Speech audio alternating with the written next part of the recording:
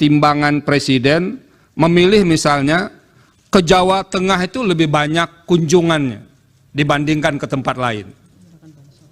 Ini yang berkaitan dengan kunjungan yang ada pendistribusian bansosnya. Nah, itu yang didalilkan oleh pemohon.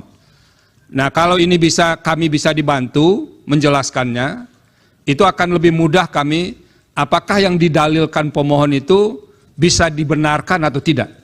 Yang mulia. Terakhir dari Prof. Saldi, Pak Wakil silakan. Terima kasih Pak Ketua. Tadi kalau yang mulia Pak Daniel mengatakan sisa-sisanya, saya lebih sisanya lagi. Jangan-jangan nggak ada sisanya yang mau saya tanyakan ini. Terima kasih kepada Pak Menteri Menko dan Ibu Menteri. Saya lebih banyak mengaitkan ini dengan permohonan kedua pemohon ini, baik permohonan nomor 1 maupun permohonan nomor 2. Ini Bu Menteri, Pak Menko, ini ada salah satu tabel yang di kedua permohonan itu sebetulnya ada, yang mencantumkan list perjalanan presiden. Ini karena dua permohonan ini lebih banyak bergeraknya ke presiden ini sebetulnya. Karena dalilnya bertumpu di sini. Jadi kami harus menanyakan, apa sih kira-kira yang jadi pertimbangan presiden memilih misalnya ke Jawa Tengah itu lebih banyak kunjungannya dibandingkan ke tempat lain. Ini yang berkaitan dengan kunjungan yang ada pendistribusian bansosnya. Nah, itu yang didalilkan oleh pemohon.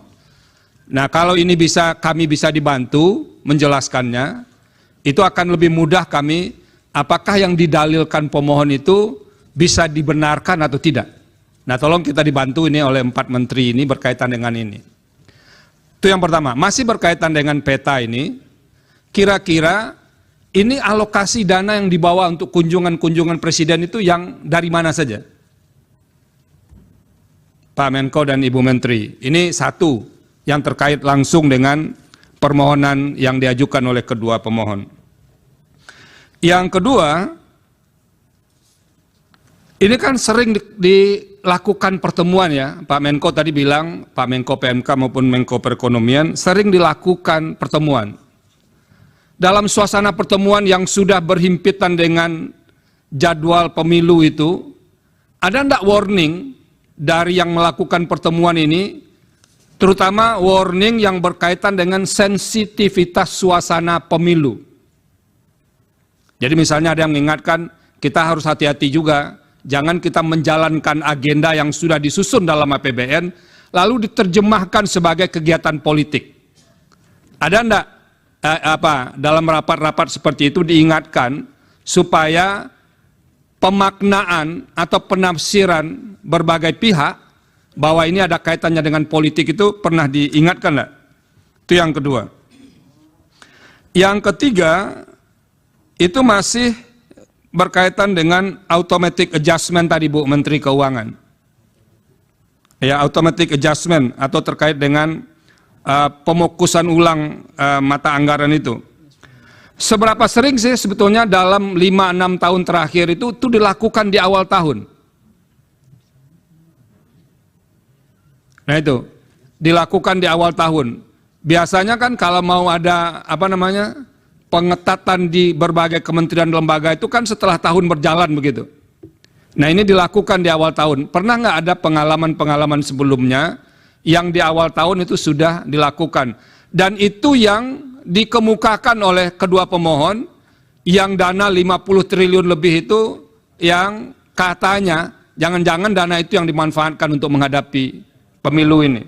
Nah itu kedua pemohon clear menyampaikan seperti ini. Tolong kami dibantu untuk menjelaskan soal-soal yang begini.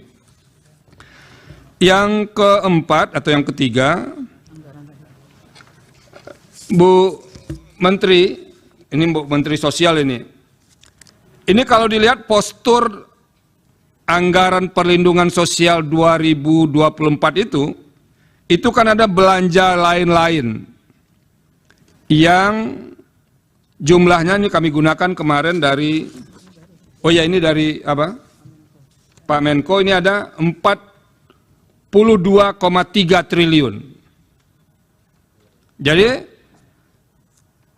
lalu diterangkan di bawah yang lain-lain itu ada Misalnya termasuk BLT mitigasi risiko pangan sebesar 11,3 triliun. Ini bagaimana menjelaskan korelasi angka 11,3 triliun itu dengan mitigasi BLT El Nino itu yang jumlahnya 7,5 triliun. Ini berhimpitan atau tidak ini Pak Menteri dan Bu Menteri yang disampaikan di data ini?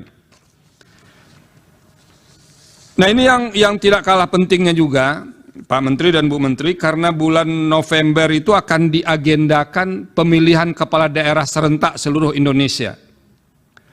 Karena nanti muaranya akan datang juga ke Mahkamah Konstitusi, terutama yang mendalilkan ini kepala daerah, apalagi yang masih aktif sekarang, itu menggunakan dana seperti yang didalilkan mirip-mirip seperti hari ini. Kira-kira mitigasi apa yang akan dilakukan oleh pemerintah pusat agar nanti problem yang diceritakan oleh kedua pemohon itu tidak berulang kembali diceritakan di mahkamah ketika ada sengketa pilkada nantinya. Nah, karena kita tahu pasti di daerah punya dana-dana yang bisa dialokasikan seperti yang diceritakan oleh Bapak-Bapak dan Ibu Menteri di awal tadi. Nah, itu kira-kira yang perlu dikemukakan, dan mudah-mudahan Pak Menteri dan Bu Menteri itu bisa menjelaskan beberapa poin dalam bonggol besar, jadi dalam lingkup besar terkait dengan bansos yang didalilkan oleh kedua pemohon ini. Terima kasih Pak Ketua. Baik.